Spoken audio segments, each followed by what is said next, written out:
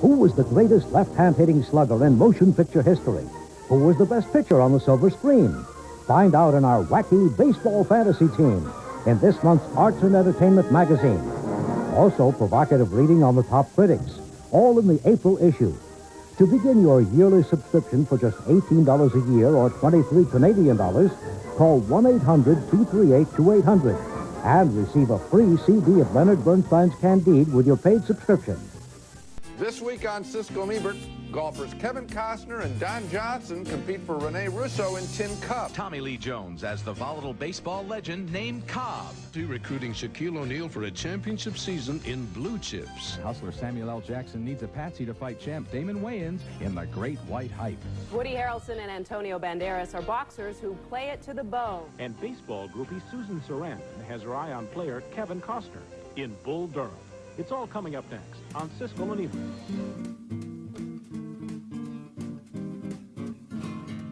Just a closer walk with me. He put your ass in. Fuck you. Granted, Jesus, if you... Next at the movies, The Best of Times, a small-town satire about a banker played by Robin Williams, who's well into his 30s but still can't sleep at night because he dropped the key pass in the big football game in his senior year in high school. The quarterback who threw the pass was Kurt Russell, and they're still friends, and they dream up a plan in this movie to replay that game and challenge the veterans of that other team to a rematch so they can rewrite history. In this scene, the two men are so wrapped up in their crazy plan that their wives are mad at them, so they all declare a truce to have dinner together, even though the wives suspect their husbands would rather be watching football. No, I don't think so, honey. No, we want to be able to sit here and look at you. Right. And we want to be able to sit here and look at you. Looking good. Did you say that we're okay for sex? It's about time. You know you're looking so good tonight. I was wondering if you thought maybe it was... God, what a guess! That's one of the cute scenes in the movie, but one of the few ones. Finally, the night comes for the big game, and Robin Williams is once again in the public spotlight. Come on over here, 99. I'm going to take the rest of your teeth out. Yeah. 1-4. 1-4. Open your eyes, punk. Hey! You heard me. Open. 1-4. Sit. 1-4. 1-4. Yeah. Good. Where you running, Rabbit? Come on back here. You got to wait for the ball. I'm open.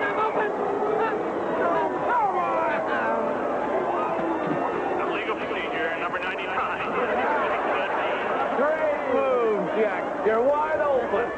Yeah, see, terrific that he didn't realize he was offsides. I think a lot of football players would have figured that out before they ran 60 yards. I'm afraid that game is just as predictable and just as unconvincing as most crucial football games that come at the ends of movies. But what disappointed me more, though, was how unfocused and unfunny the rest of the movie is. Robin Williams and Kurt Russell are good actors, but they don't generate very much interest here, and I think the problem is that this should be a slice-of-life movie and get its laughs from close observation of human nature, just, if I may say so, as the previous two movies that we just talked about did. But in this movie, Williams is allowed to go for laughs all over the map, and because he acts like he knows that the story is supposed to be funny, that keeps it from being funny. That is exactly right. My one big problem with this movie, other than its simplistic script, which is, will they rewrite history or won't they? I love movies where you know the whole answer right when you walk in the first 5 minutes. Yeah. But besides that, which is a big besides, is Robin Williams' performance. I think it's inept. He was terrific in Moscow and Hudson. He was playing a real character. Here he's doing Robin Williams X. We're just a couple of party Cossacks. He could have said that on Saturday Night Live. Kurt Russell, I'm going to differentiate between the two. I think Kurt Russell actually is giving a performance in character here, but Robin Williams runs amok. He does his Robin Williams act. It hasn't worked when he's done it before on the movies, and I'm surprised that he's I agree with you. I think Kurt Russell is better in this movie terms of playing the character he's playing than Robin Williams. And Williams also, in a couple of other movies, has been allowed, you have that feeling, whether it's true or not, it's hard to say, that he's improvising and coming up with one-liners that everybody at the time thinks is funny. You've got to play the character, and that's what he did in Moscow on the Hudson. You're absolutely right, for some reason. I just want to savor that moment. Let's recap the movies on this show. I take it back. No, don't. I want to savor it some more. Coming up next, Kevin Costner and Susan Sarandon star in Bull Durham, a film about the joys and pains of minor league baseball. It's my job to give them life wisdom and help them get on to the major leagues. Our next film is called Bull Durham, a small jewel, a very funny, beautifully written film about baseball, minor league baseball, and the fringe characters that support it in a southern city. It's Durham, North Carolina, where veteran catcher Kevin Costner and a rookie pitcher with a great but wild arm end up caught in the middle of a fight over how to play the game and over the affections of a baseball groupie extraordinaire played by Susan Sarandon. Here all three confront each other in a bar as the rookie thinks Sarandon is his woman. Let's go, man! Let's go! Come on, we're waiting!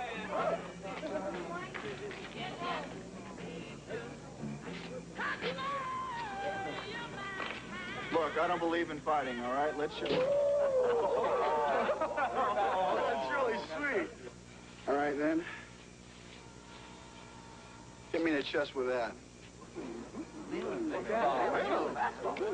I'd kill you. Yeah? From what I hear, you couldn't hit water if you fell out of a friggin' boat.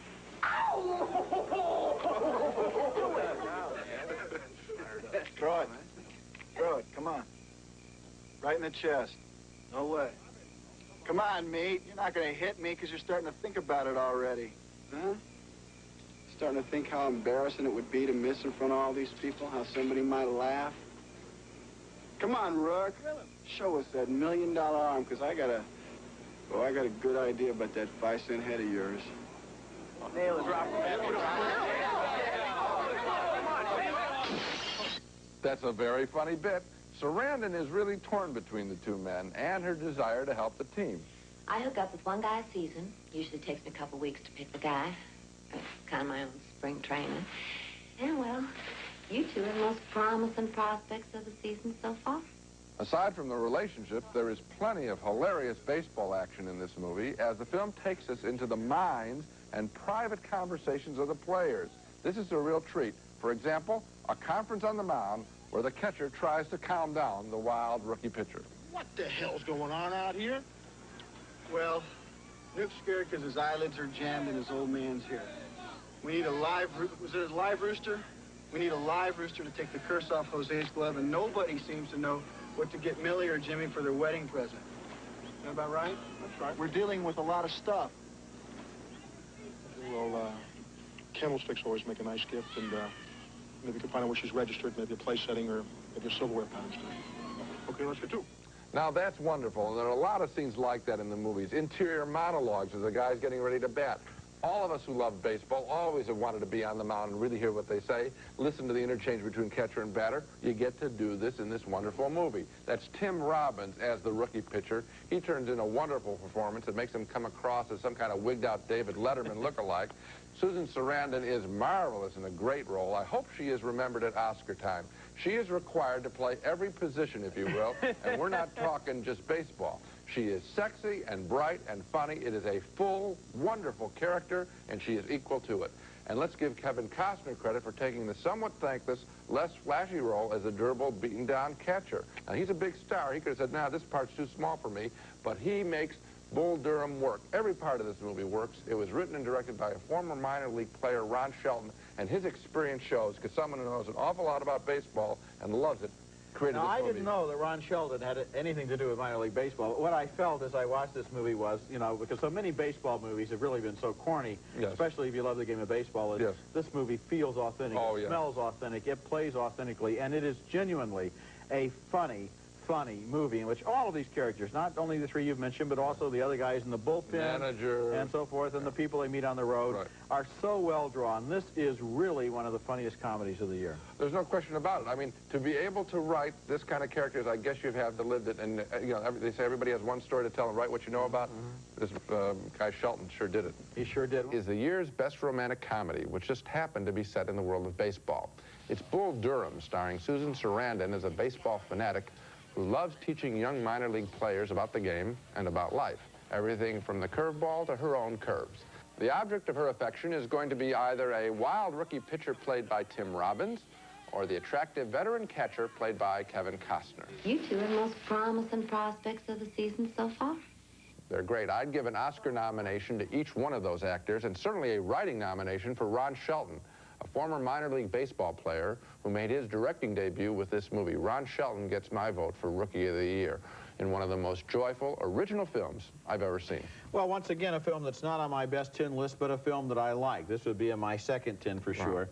And the most entertaining baseball movie that I can remember, because it gets into the personalities of these guys instead of getting into who wins or loses the game. In fact, most of the time I had no idea whether they were winning or losing. I think they lost most of their games, but who cares? Well, it not only loves baseball, and truly loves it, but I mean with real affection, not just with some phony, you know, rah-rah apple pie kind of thing, but the real nature of baseball. But it gives us these characters who, if they weren't in baseball, you'd still follow them anywhere. Completely original characters in a year of clones. Okay, but he will not be overlooked or easily forgotten after his big break this year in Bull Durham, the hilarious comedy about baseball and sex, where he played a hot young pitcher who tried to learn some tough lessons in living from two veterans of life, a middle-aged catcher played by Kevin Costner, and an easygoing baseball groupie played by Susan Sarandon.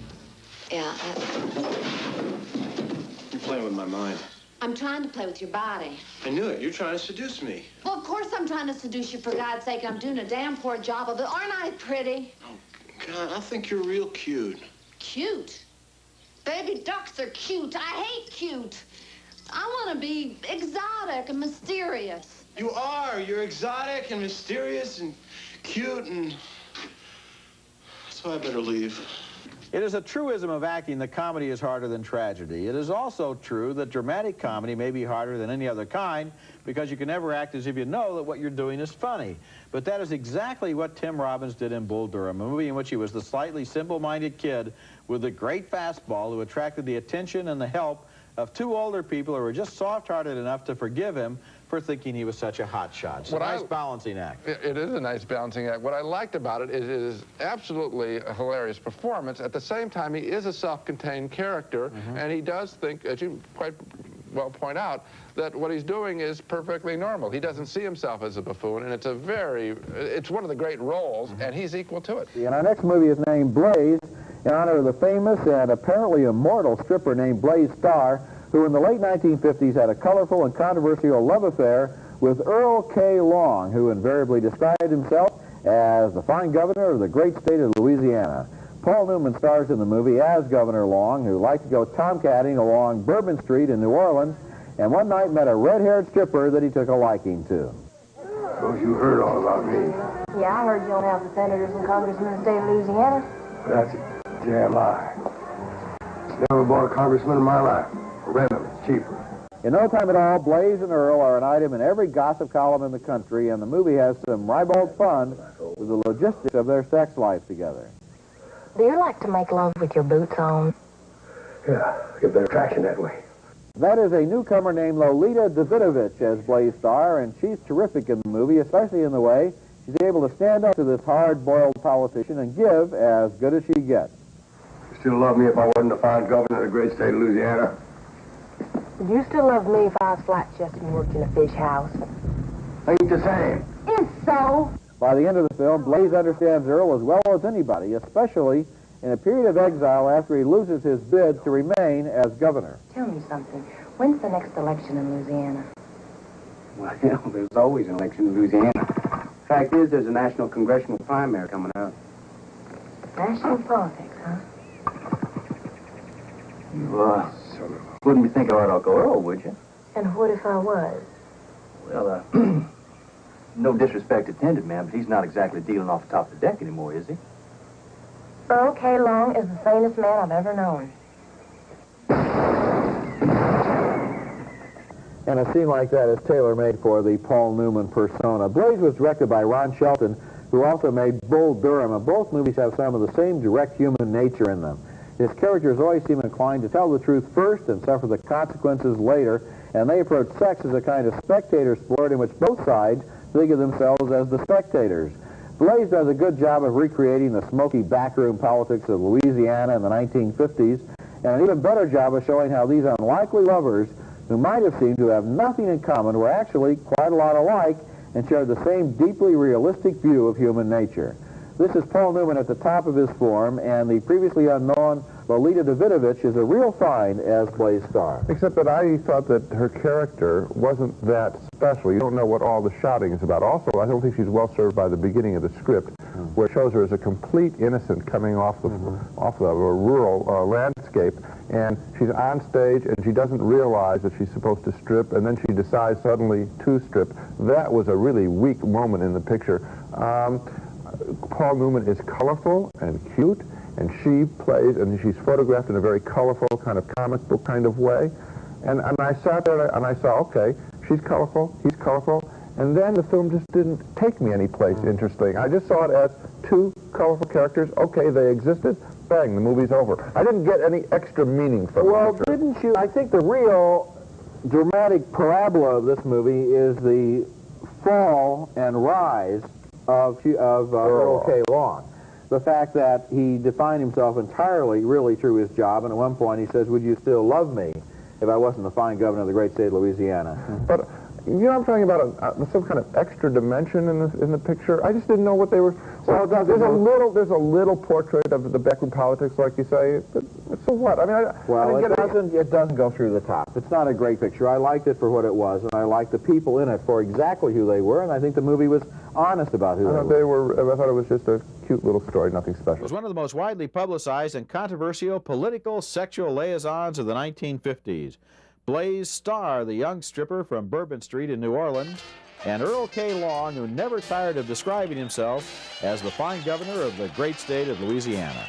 Well, of course, that's Paul Newman as Governor Long, and a newcomer named Lolita Davidovich in the plum role of Blaze Starr. Fine governor of the great state of Louisiana would be honored to have one of your stockings as a souvenir. Only if I can tie it around your neck. You mean like a noose? Yeah, but a pretty one. Newman has a lot of rough and ready fun in the love scenes. Do you like to make love with your boots on? Yeah, get better traction that way. But if it is unpleasing to you aesthetically, I can take them off. Well, if you get better traction, then you keep them on. Cynics said that Blaze Starr was interested in Long only because he was governor of Louisiana. In fact, that was a question that occurred to him from time to time. Still love me if I wasn't the fine governor of the great state of Louisiana? The answer seemed to be yes, they did love each other, and she stuck by him even after he was defeated for governor and retired to his cottage in the backwoods. Earl K. Long is the sanest man I've ever known.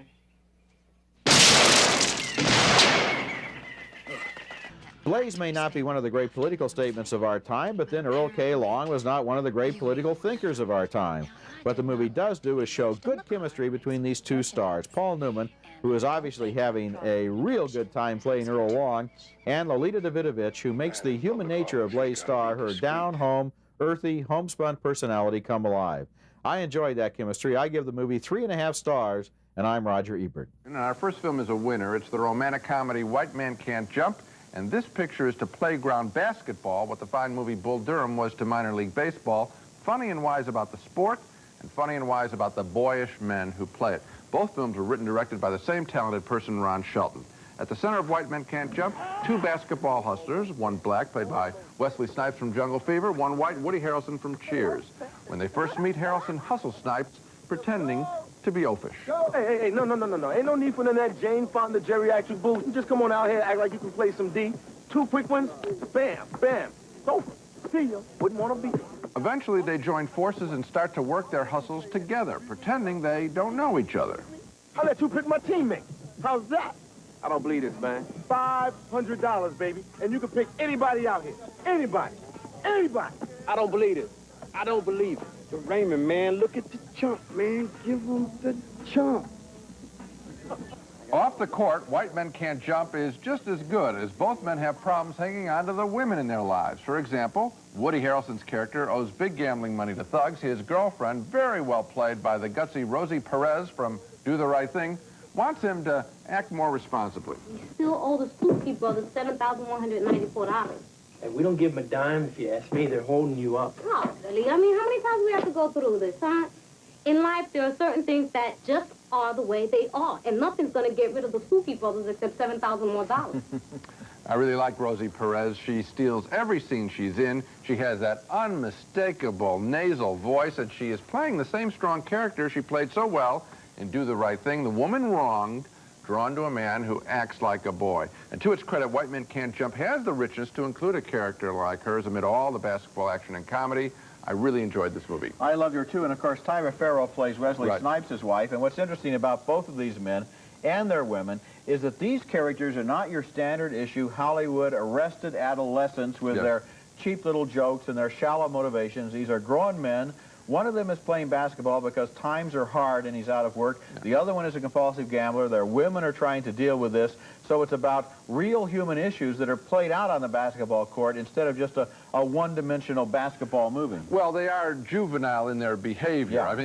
But they're not cookie-cutter comedy characters who have only that one quality to them. The women are really good in this picture. The only thing that I liked, the only thing I didn't like, the only thing that was ordinary in the picture, the plot of him having this gambling habit and the thugs that are chasing him, that seems sort of stereotypical. But the thugs are handled with a certain freshness, and the movie doesn't end quite exactly the way you think it's going to end. And this Ron Shelton, who wrote and directed it, his dialogue is like music. When these guys go nose to nose and start insulting each other, they don't just use every other insult you've ever heard. They come up with dozens of new ones, and there's an exhilaration just in listening to them talk to each other. It's a terrific movie. The real discovery this week, especially for people who think they might not want to see a basketball movie, is White Men Can't Jump. And the two discoveries within that film are Ron Shelton, the writer-director. He was not a one-time wonder with Bull Durham. This is a terrific job by him, and also Rosie Perez.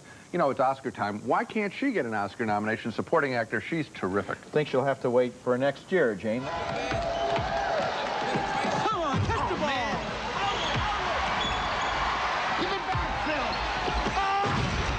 College basketball coach Nick Nolte allows recruiting payoffs to get him a fabulous talent in the form of Shaquille O'Neal in Blue Chips. Our first movie is Blue Chips, and although the ads make this look like a basketball comedy, it's actually a pretty hard-hitting drama about the world of big-time college basketball. The movie stars Nick Nolte as a coach at a school where he's won 2 national titles, but now he's facing his first losing season. He's always been scrupulously honest in his recruiting practices, but there's pressure on him to produce or lose his job. He talks it over with his friend, the athletic director, played by Boston Celtics legend Bob Cousy. One, if I break the rules and I get caught, I'll get kicked out of coaching. And what's the second reason? I might not get caught. Nolte goes after some of the top prospects in the country, including a player from Louisiana, played by Shaquille O'Neal. He ain't no brain surgeon, all right? Took the SAT recently, scored 520 out of a possible 1,600. 520? You get 400 for just spelling your name correctly. That's it. Messed up on his name. Another top prospect has a tough mom, played here by Alfre Woodard. She has a good idea of what she'd like out of her son's basketball career. Miss McRae, do you really want your son to start out life by learning how to bend and break the rules? I mean, what's he going to be when he grows up and then he's out in the world? Now he's responsible and leader of other young men. What's he going to become? I mean it. And there's a high school star from Indiana, played by Matt Nover, who comes right out and says what he expects in order to sign. I figure a white blue chip athlete like myself deserves something extra. So, you know, this is what I'm looking for. Is about 30 grand. The movie raises some basic questions, such as, since big-time college sports are a multi-million-dollar business, isn't it crazy that the players are supposed to be amateurs? Nolte finds it crazy, all right, but he believes in following the rules, and that interior struggle is what the movie is about. Blue Chips was written by Ron Shelton, who also wrote Bull Durham and White Men Can't Jump.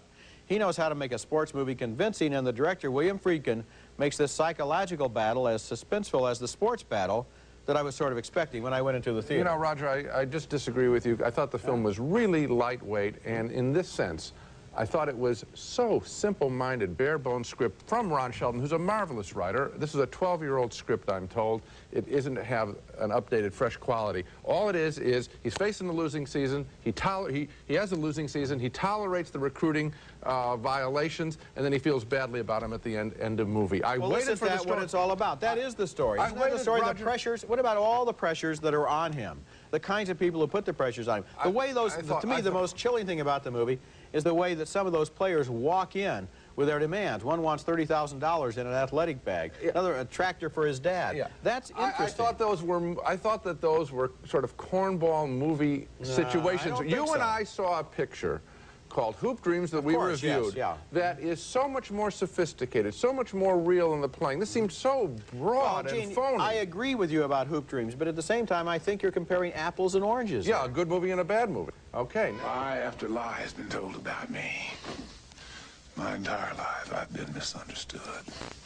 You are the very fortunate young sports writer who has been chosen to tell the true story.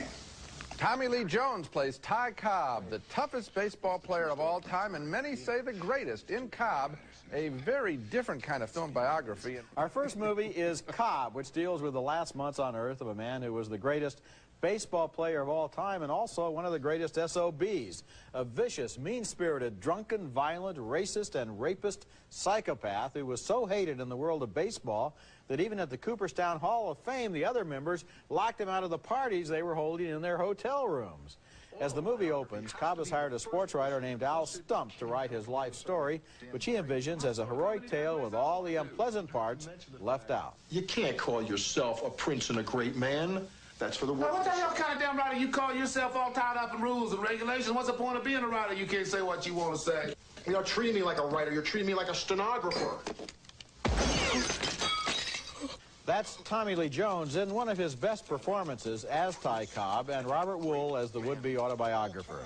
They go on the road together, Cobb dictating his story while the writer becomes increasingly disillusioned by the reality that's sitting right next to him. I didn't care that they loved and cheered and adored Babe Ruth. I did care that they respected his ball playing. They built Yankee Stadium for him with a 297-foot right field line. My sister Florence could hit the ball 297 feet. Oh, come on, Ty. Aren't you going to give Ruth credit for anything? He ran okay for a fat man. During a stopover in Reno, Cobb knocks Stump unconscious, grabs his girl, yanks her into his room, and prepares to rape her. What's that? It's my hair. Put it back on.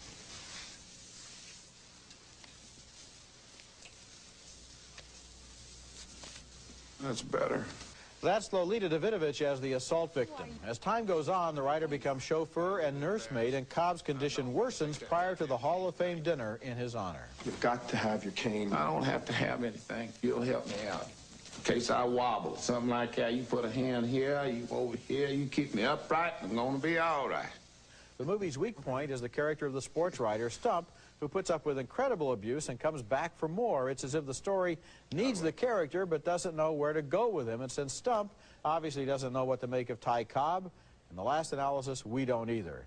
I admire the Jones performance in the movie and some of the craftsmanship, but Cobb never convinced me it knew why it had to be made. Gee, Roger, I think you missed the point of the picture, was that very clearly the Al Stump writer character is, and Ron Shelton in this whole project, is taking away the myth that covers the man in all sports. And with current events going on right now, I think that it's really a welcome picture. I think that it's so obvious here that we're seeing myth deconstructed right down the line. I think it's sitting right there in front of you. Stump doesn't deconstruct the myth. The last scene of the movie, he says he decided to print the lie because he needed Cobb to be a hero. Right. And the mystery that I have, and I'm sure you can't answer this, Go right ahead. What has Stump seen, or what have we seen in that movie that would allow Stump to even think of Ty Cobb as a hero? The first thing is, he is enough of a writer to tell us that he lied when his original article came out in a man's magazine back in the 50s, which I read. In his original book. And he has since written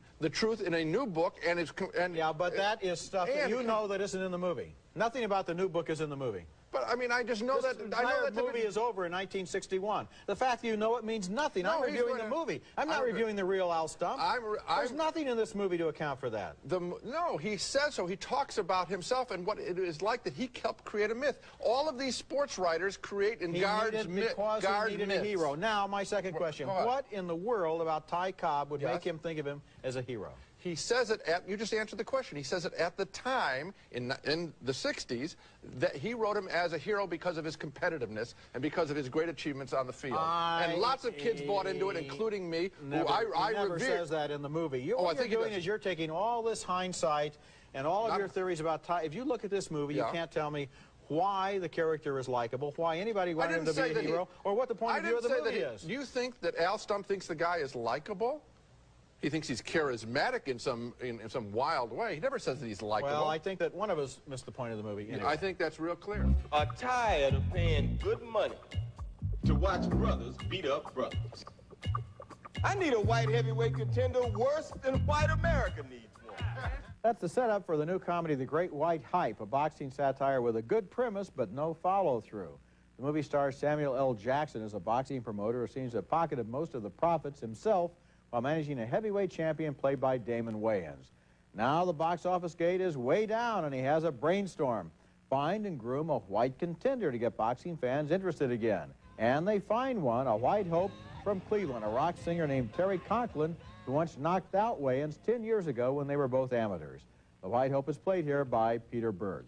I give my money to the homeless. Good. Then if you take me up on my proposition and return to the ring, I guarantee that you will personally wipe out homelessness in America. I got a bad feeling. Jeff Goldblum plays a crusading TV journalist in the movie and interviews a persistent contender and his manager who think that they deserve a shot at the title. They're played by Michael Jace and Jamie Foxx. Like my daddy said, you out there, James the Poodle, whatever your name is, Roper, if you a man, be a man. Step up, fight me. You ain't fought nobody. You want to start acting like a man, then you be a man. Just like my father had told me that when the green grass starts growing, you know, on the other side, then somebody got to cut the lawn. One of the nice touches in the movie is the way Wayans plays the champion, whose ego is reflected in the wild hyperbole surrounding his boxing prowess. Hey, did this guy hurt you at all? Not at all, not at all. He hit me one time, and that was just to wake me up because I was bored in there. Bored? Third round, that's right. And otherwise, it was just like fighting my little sister. I have to admit, this movie fooled me and disappointed me at the same time. It started out so satirical and funny, I thought it was going to do for boxing what This Is Spinal Tap did for rock and roll. It really starts well, but then the movie loses its way. The characters get needlessly shuffled, the plot turns from satire into sitcom, and then the movie's big payoff seems so confused and unsatisfactory, it's like the last reel of the film is missing. The performances are on target, and the idea of a behind-the-scenes boxing movie is terrific, but the Great White Hype doesn't deliver. In fact, when it was over, I was startled. I thought, what are the credits doing on the screen? That's not the last scene. It can't be. The conclusion of the picture isn't the best part of this picture, but there's a lot there that I was laughing at and thought was funny and smart.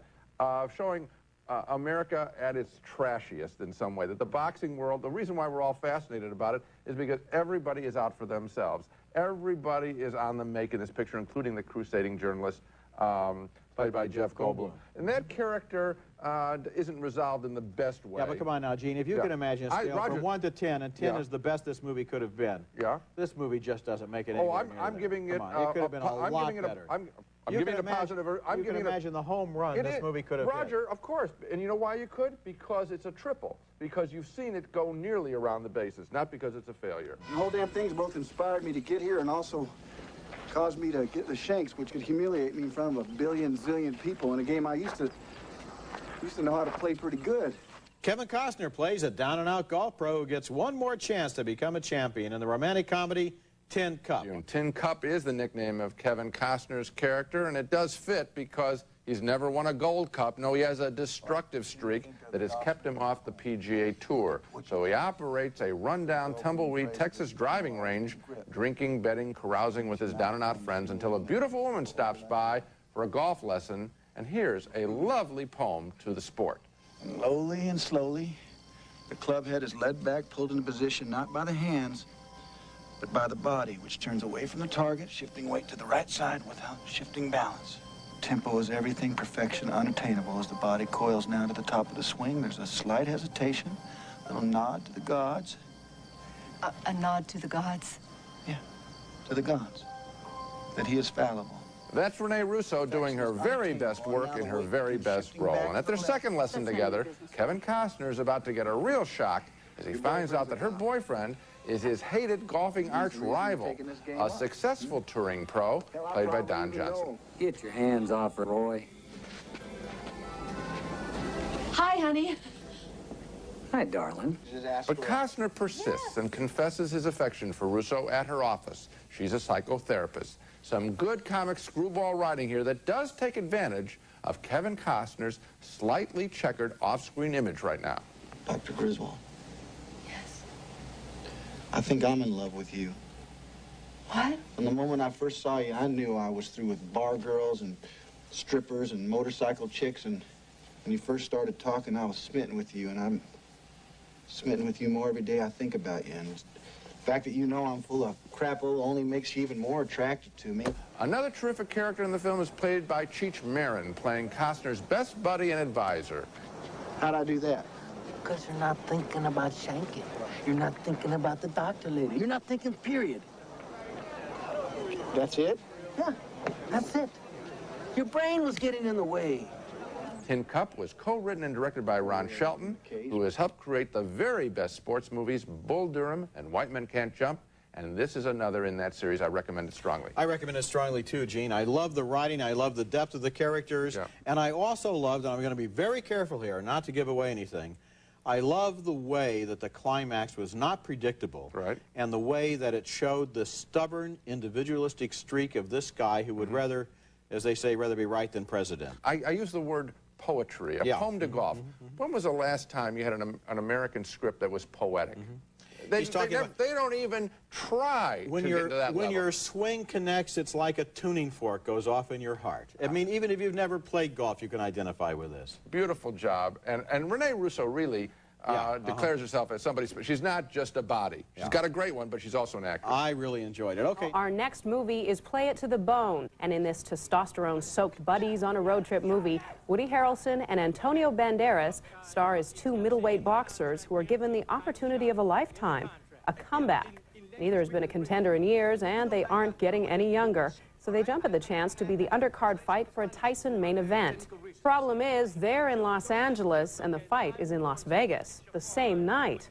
What ensues is a desperate race to get to Sin City. Here, Banderas, playing the suave Cesar, turns on the charm as he tries to convince his girlfriend, Grace, to lend her car. She's played by Lolita Davidovich. In Vegas. In Vegas. Tonight. Tonight, yeah, that's right. And you want me to go with you? Of course I want you to come with me. I need you. I need your eyes, I need your skin, and I need your hair. You need my car. I need your car. Deciding she could do some networking in Vegas, Grace joins the boys and the three hit the road. Add to the motley mix a sultry, streetwise hitchhiker played by Lucy Liu. Sassy and defiant, she pushes all the wrong buttons. I just don't like you. Oh. Oh. I don't like you either. The movie culminates with a bloody battle between the two men, which practically upstages the main event. Demonstrating to the crowd that he got his energy back wake up, after having been on his back on the canvas twice in the first round. There's a cut above the left eye of Vince Boudreau. Vince, it's a nothing cut. Forget about it. Just throw some jabs. Play It to the Bone got a big ho-hum from me. The road trip, which accounted for the majority of the movie, was boring. And not only that, but the characters didn't even come to any sort of pat conclusions about life or love. They just were. I did enjoy the insider view the movie afforded us of the boxing world, and the actual fight had me almost on the edge of my seat. But I'm afraid that wasn't enough to keep me from giving Play It to the Bone a thumbs down. You know, my thumb is down too, and I'm kind of disappointed because Ron Shelton, who wrote and directed this, knows a lot about sports, and he also made White Men Can't Jump, which was one of Woody Harrelson's first great roles. But here, there's a crucial problem, and that is, first of all, the fight goes on forever, and it's just a bloody, gruesome slugfest, far beyond, I think, at least, the capacity of any two people to remain on their feet. They would have been dead. And here's the other problem. We like both fighters. We don't want either one to win because we don't want either one to lose. And neither do the characters. So who do we root for? And then at the end, there's a very unsatisfactory conclusion, no matter what point of view you take, so that you don't walk out of the movie feeling happy. At the end of a fight, somehow there should be release. Well, and add to that, can I just complain about the characters that they posted, these women? Grace, first off, she's this woman who drives this green muscle car, yet is able to dress up real pretty in a hot red dress, obviously picked by a man, okay? And continuing in my feminist rant, Lucy Liu, she's mouthy, she's hard, and she's easy. Neither of these women particularly added anything to this movie that was already lacking. Well, you know, the muscle car probably comes from Ron Shelton because there's an unwritten rule in all road pictures that you have to find a retro 50s or 60s car to get in, And then you have, why didn't they fly to Vegas? Because you needed the road movie. Now let's recap the movies we reviewed on this show. Two thumbs down for The Best of Times, a weak comedy with a miserable performance by Robin Williams. Two big thumbs up, however, for Bull Durham, a wonderfully written and acted movie about minor league baseball. It's a gem. Another split decision on Blaze with Paul Newman and Lolita Davidovich in the story of a governor and a stripper. I thought the relationship worked. Gene thought it lacked meaning. Two very enthusiastic thumbs up for White Men Can't Jump, the very funny, very smart new comedy starring Wesley Snipes and Woody Harrelson. We split on the basketball recruiting picture, Blue Chips. Roger thought it was truthful and absorbing. I felt it was only a surface treatment of a fascinating issue. We split on Cobb, Ron Shelton's biography of Ty Cobb, which tries to get at the man behind the myth. We both admire the strong performance by Tommy Lee Jones, but Roger felt the point of view was missing from the portrait. I think it's really clear. A split vote on the boxing satire, The Great White Hype. I thought it starts out well but loses its way, but Gene admired its script and found it to be surprisingly good fun. Two thumbs up for Tin Cup, the good-humored golf movie with Kevin Costner as a broken-down pro scheming for a comeback. Rene Russo is terrific. Two thumbs down for Play It to the Bone, a boxing movie that fails in the finish.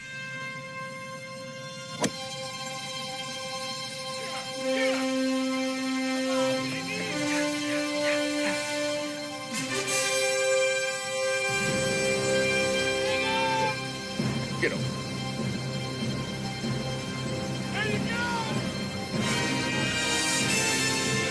It's over.